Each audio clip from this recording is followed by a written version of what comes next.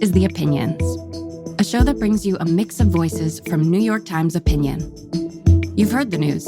Here's what to make of it.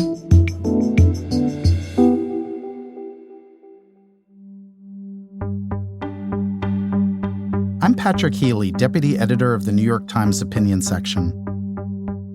On his first day back in office, President Trump issued dozens of executive orders and pardoned nearly all of the January 6 rioters.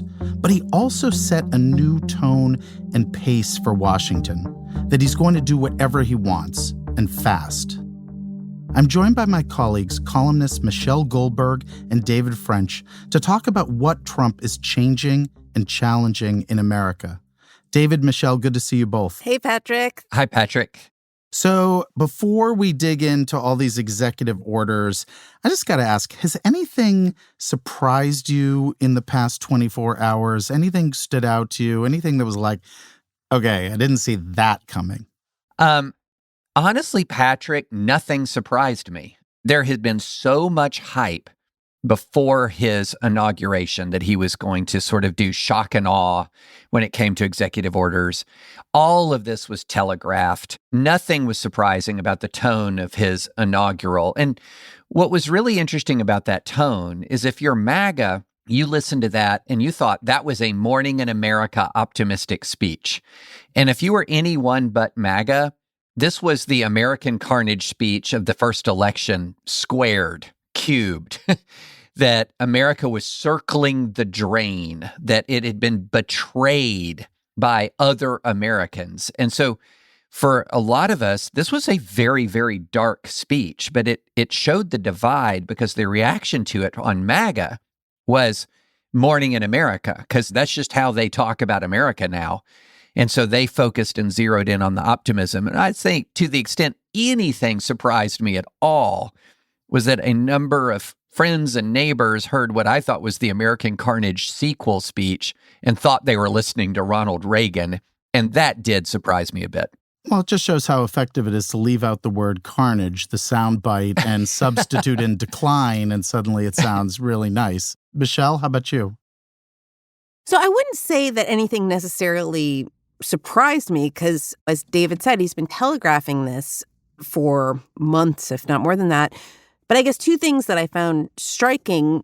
First of all, in recent days, J.D. Vance was saying, well, of course, we're not going to pardon or we shouldn't pardon people who've committed violent acts. And you had a lot of Republicans maybe trying to play down the scope of the January 6 pardons, suggesting that they might be more limited. And they ended up being not limited at all. Some people, all kinds of people who have assaulted police officers, committed really egregious acts of political violence are about to be freed in what I think is a statement about the scale of impunity that Trump's allies are going to enjoy in this new world. And then also the other thing that I thought was striking was the very direct, you can call it a threat or promise, to retake the Panama Canal. Not if they do that, we're going to retake it. It wasn't conditional at all. It was, we're going to take it back, which implies like a direct sign that there's going to be some kind of conflict in Central America. Michelle, you just identified what I thought was the most audacious hypocrisy of Monday and the lead up to it, which was this Republican sort of shilly-shallying spin about violent offenders and nonviolent offenders on January 6th. This sort of notion that there would be kind of thoughtful and nuanced approaches to who got pardons, who got communications.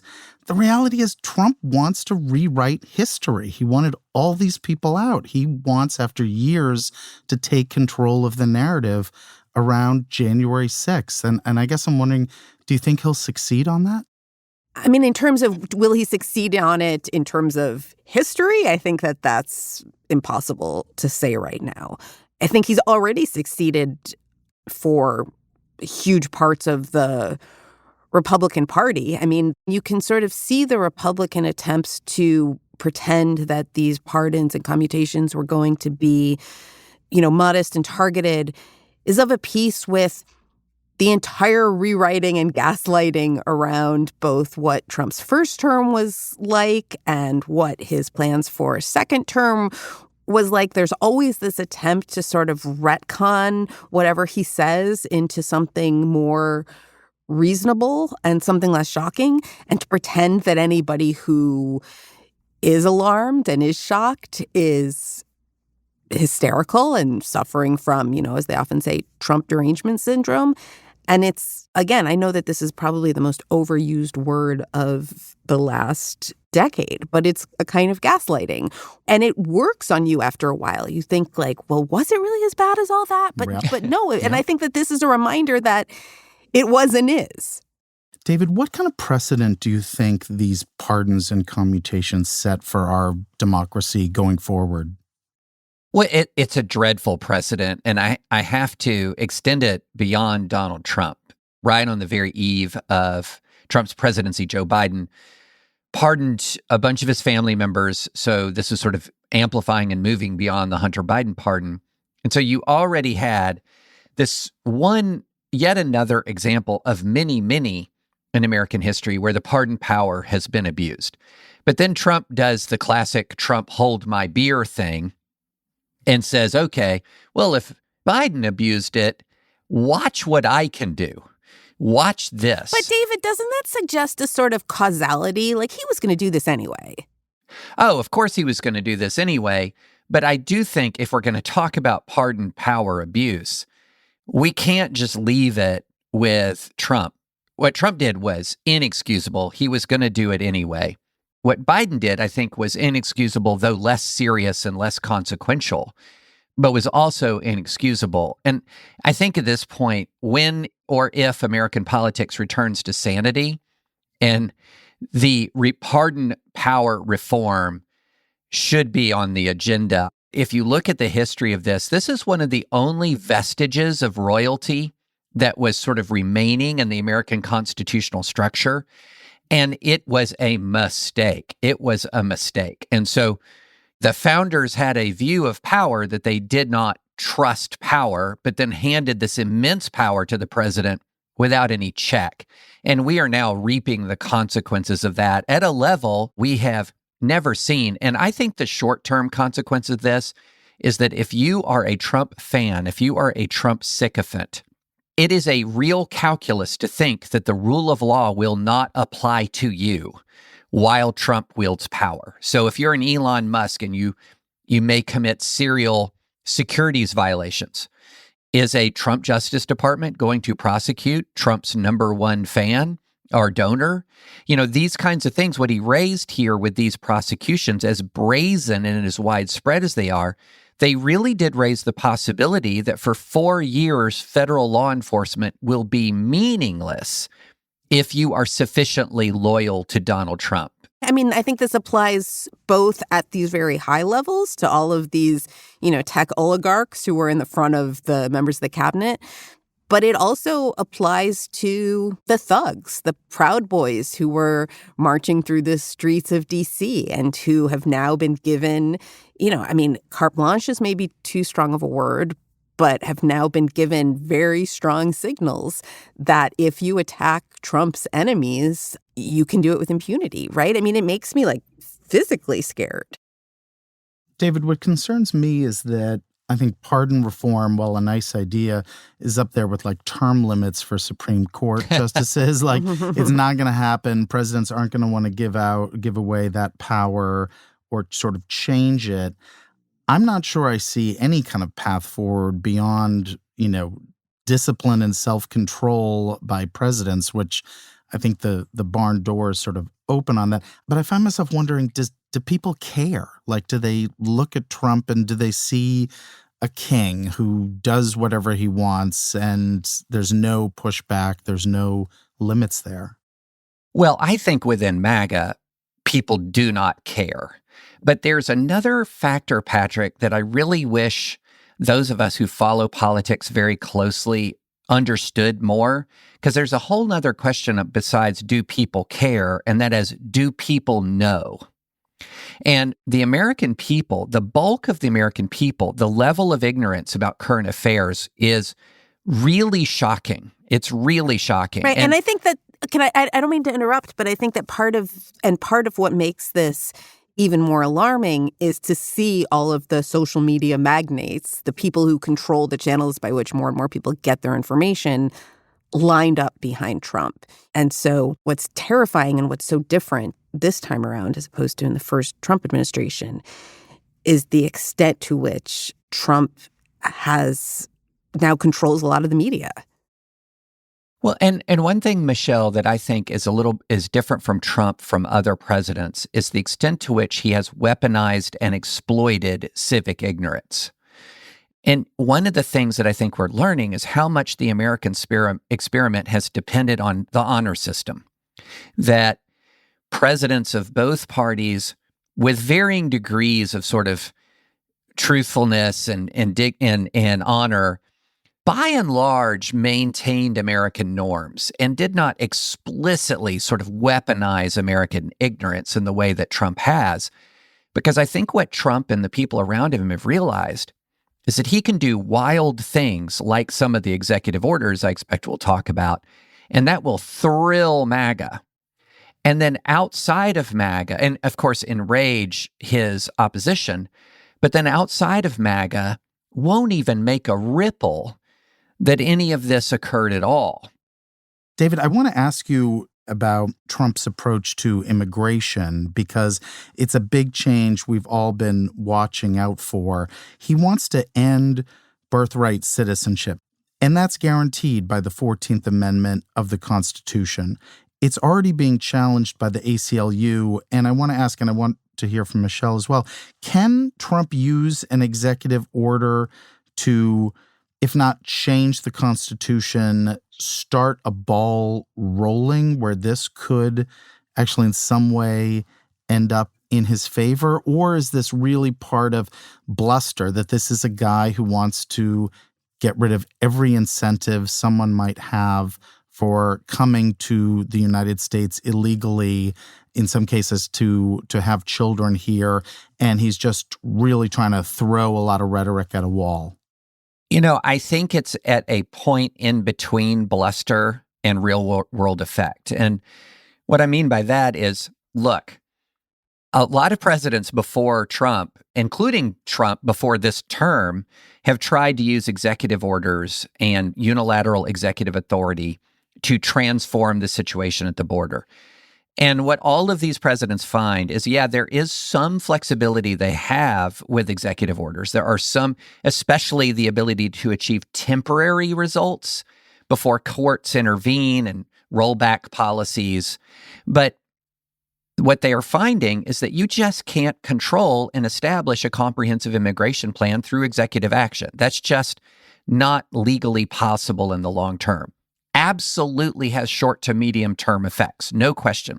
But all of these things have to ultimately be tested in court because our system is designed for congressionally passed laws for governing the border. Executive actions often simply can't do it. And the birthright citizenship executive order, there is just really no Supreme Court precedent. This is an attempt to amend the Constitution by executive fiat, and it's almost certainly going to fail and start to fail quickly in the courts. But at that point, it's still a kind of a no-lose proposition for him with his core base. Yep. That the pattern he established in his first term was if he did something lawless and it got blocked, that's not on him for MAGA. That's on the courts. That's how the deep state or out-of-control judges block Donald Trump's agenda. So for him, politically, at least for now, these kinds of things are no lose because he gets to blame somebody else when his obviously unlawful, obviously unconstitutional actions get blocked. And, David, I hope you're right about it being an obvious loser in the courts. I have maybe less faith in this Supreme Court than you do. But the other part of this is that it seems like you could be setting up an early constitutional crisis, and that even if the courts rule that this is illegitimate, it's still the federal government that's going to issue Social Security cards. that issues passports, right? And if you have Trump officials saying don't do it, who's going to make them? Yeah, chaos, right, Michelle? I mean, it just feels like if I'm a family member or I'm a young person, what does this do to me in that regard?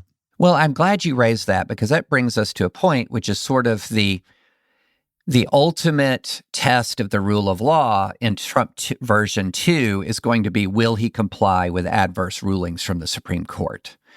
That is going to be the real test of how much of the rule of law we have left. And, there's the potential, possibly apocryphal Andrew Jackson statement that, the court has made its ruling, now let it come enforce it, where he defies the Supreme Court. There's a sense in which it's a very real possibility that the next step in the attack on the rule of law is just outright defiance of the Supreme Court.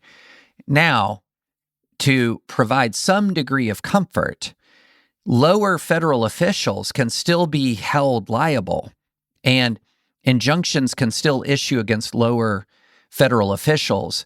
But again, now, if you combine all this with the pardon power, we're circling back to the beginning of this discussion. And also with Schedule F, right? With the desire to kind of fire all these career people and replace them with political apparatchiks.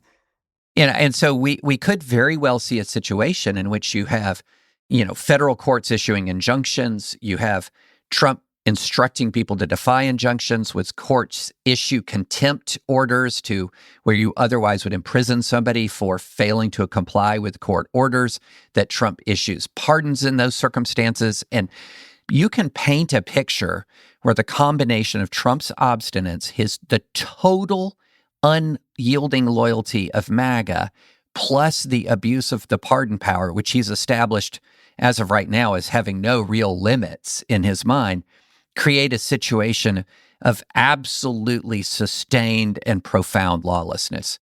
David, how confident are you that there's a majority on the Supreme Court that would uphold birthright citizenship? I would say I'm very confident of that, although at no point would I say I'm certain of that. If you look at text, history, and tradition, so these are the Supreme Court's really moving in the direction of, okay, look at the text first, look at history first, and then to some extent tradition, although that element of it is very contested right now. But if you look at the text very clearly, just by the plain meanings of the words, the text would command that individuals born in the United States are citizens so long as they're subject to the jurisdiction of the United States. And guess what? Illegal immigrants and children of illegal immigrants are absolutely subject to the jurisdiction of the United States. And then what you're left with is to try to get around that a super strained, ahistorical, illogical argument that essentially the aliens who are coming here and the migrants who are coming here are effectively invaders, like a hostile army. And that's just not true under international law. It's not true under any conception of what the word invasion means. And so there's just, if you're looking at it from that text history originalist mindset, the overwhelming argument is for the traditional interpretation of birthright citizenship. But if you kind of reject that premise, which obviously, I think that the court should, that migrants constitute an invading force, it's not just Trump's executive order on birthright citizenship that they would have to reject, right? The whole kind of legal architecture of a lot of Trump's deportation regime, the justification for deploying the military on American soil, a lot of this hinges on his classification of migrants as invaders. And so it just seems to me at least possible that the court will having let some of this stuff stand, will create its own justification. Well, and you're right, Michelle, that a lot of the legal architecture that he bases many of his executive orders on, it's very vulnerable to court challenge. It's extremely vulnerable, as it was in his first term. I mean, one of the interesting things about his first term is that the Supreme Court, and And look, I'm not naive about the Supreme Court. I saw what they did with the immunity decision. I saw the way they approached the 14th Amendment eligibility decision. So I do not sit there and think that the Supreme Court is always getting it right. But the record shows that they have turned back MAGA legal arguments again and again and again. Right, but that was a very different Supreme Court. It was like literally different people on the Supreme Court. I mean, not all of them, but it was a different majority. Yes, but the current Supreme Court has turned back MAGA legal arguments many, many times. And in fact, it was a Republican-nominated majority in his first term, and he had one of the worst records at the Supreme Court of any president in modern history.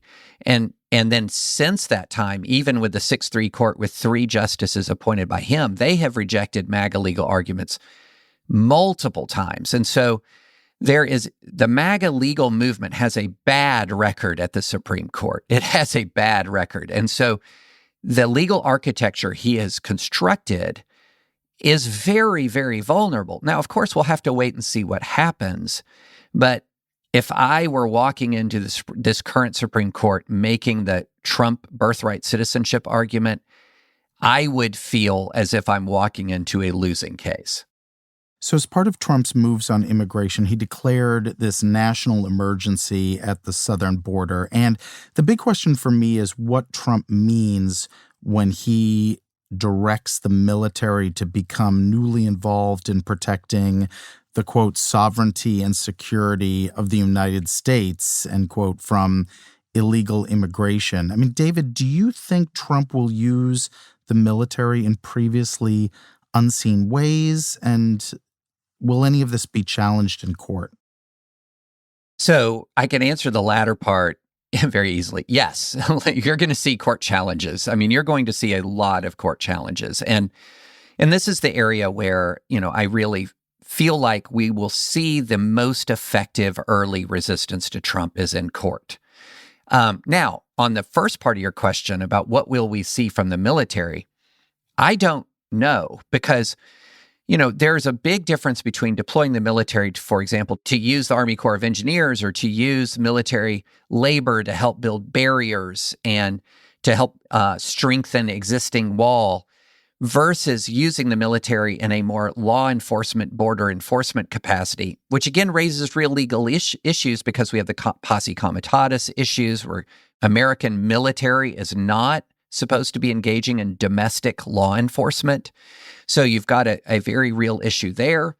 And so whenever you put people who are armed in situations that are very tense for which they're not trained for, that's when you begin to have the real possibility of unintended violent consequences. And so one of the questions I have is, are the troops who are going to be at the border, are they going to be even armed in the first place? I can easily see that. I mean, of course they are, right? Well, not necessarily. I could see a very smart commander saying, you're here to build a fence. You're not going to have an M4 with live ammunition. You're not going to have that. But really a smart commander under Pete Hegseth? Well, that's the question. And we're in a situation where A, we have no assurance that Donald Trump will do anything in a reasonable manner. But B, at the same time, we have not yet seen the worst case scenarios play out. So there is room for reason, potentially. It's just that we don't have confidence that reason will prevail and should not have confidence that reason will prevail. Michelle, where is the external resistance? I mean, we saw, yes, the ACLU suing over birthright citizenship. But yesterday, the anger in the streets, online, it was relatively tepid. It certainly felt different from 8 years ago. Do you think we're going to see external resistance? No, I think we will see it. I think that it will just be in response to something more tangible, right? When Trump was first elected, A, it was a shock. B, because he didn't win the popular vote, it had this aura of Democratic illegitimacy, that it just seemed like this contingent kind of freak occurrence that the American people writ large hadn't actually chosen. And so there was this sense that we could sort of make it right? That we could get past, that we could reject this aberration. And obviously that sense is gone, right? This was who the American people, I mean, if not a majority, a plurality of the American people chose. It's hard to kind of find the same sort of rationale to protest his inauguration. And people are exhausted, they're dispirited, they're overwhelmed, they're in despair. I share a lot of that despair. It's kind of very hard to organize in the absence of hope. And there's not that many leaders out there right now who are imbuing people with hope, who are pointing a way forward, not just through the next 4 years, but also a path for America that doesn't feel, frankly, dystopian to those who oppose the MAGA agenda. All that said, I think it's important to remember that in some polls, he's as unpopular as he was coming in 2017, right? He's certainly more unpopular entering the presidency than, say, Joe Biden was in 2021. And so there is this potential, this kind of latent potential resistance. And I don't think we know yet what is going to be the thing that ignites it, but I feel pretty confident that something will. In the absence of that hope you're talking about, Michelle, or at least kind of a clear alternate path forward, what would each of you like to see American citizens do in the coming months, or how you would like to see them think about this moment or about Trump generally? Well, I think that, a couple of things. I think that there's going to be physical resistance if they start really trying to round up migrants en masse. I'm already on WhatsApp groups and Signal groups, people kind of organizing for what they're going to do if ICE comes into our neighborhoods or into the shelters near where we live. And so, I think there'll be maybe human chains or various sorts of physical protests and standoffs. That's obviously kind of small scale. That's not, but it mattered. It mattered when people rushed to the airports in 2017 during the Muslim ban. And it's additive. People see that there's something they can do, and it kind of snaps them out of their sense of helplessness. And then more broadly, we saw a huge influx of people into the political system after 2017.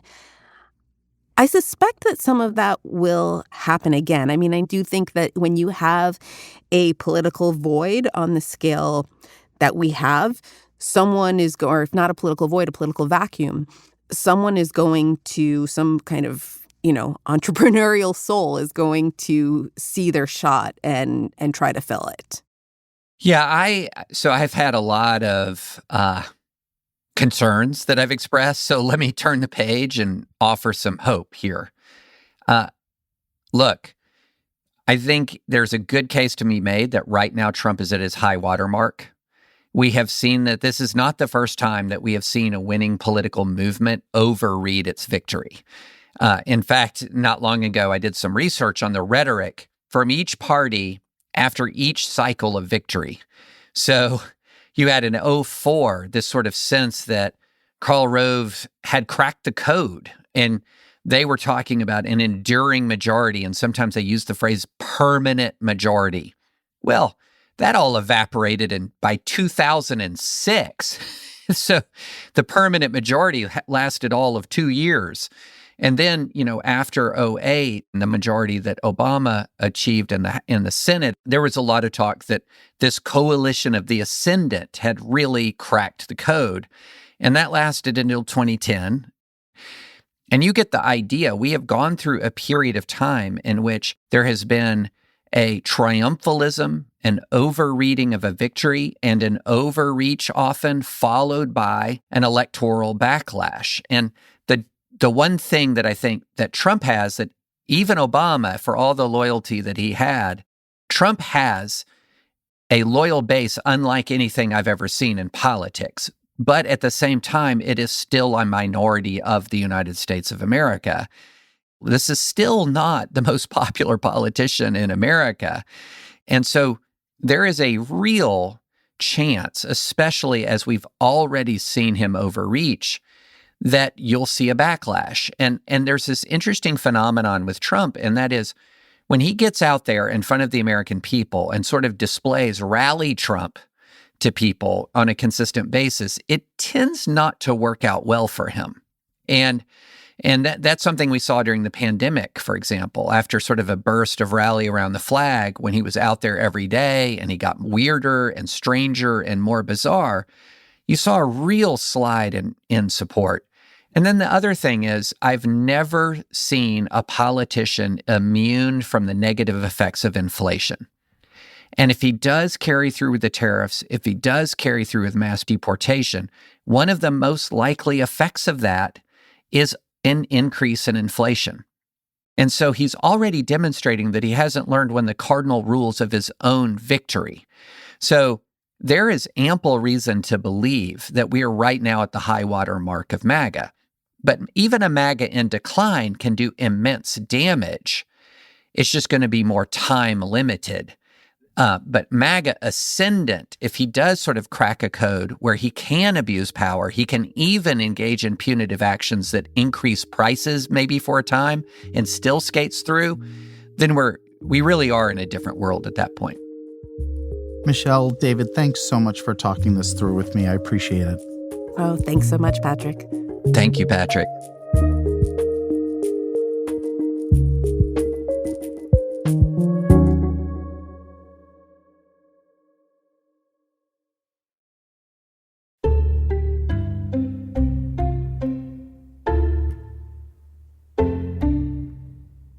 If you like this show, follow it on Spotify, Apple, or wherever you get your podcasts. This show is produced by Derek Arthur, Sophia Alvarez-Boyd, Vishaka Durba, Phoebe Lett, Christina Samuelewski, and Jillian Weinberger. It's edited by Kari Pitkin, Allison Bruzek, and Annie Rose Strasser. Engineering, mixing, and original music by Isaac Jones, Sonia Herrero, Pat McCusker, Carol Saburo, and Afim Shapiro. Additional music by Amin Sahota. The fact-check team is Kate Sinclair, Mary Marge Locker, and Michelle Harris. Audience strategy by Shannon Busta, Christina Samuelewski, and Adrian Rivera. The executive producer of Times Opinion Audio is Annie Rose Strasser.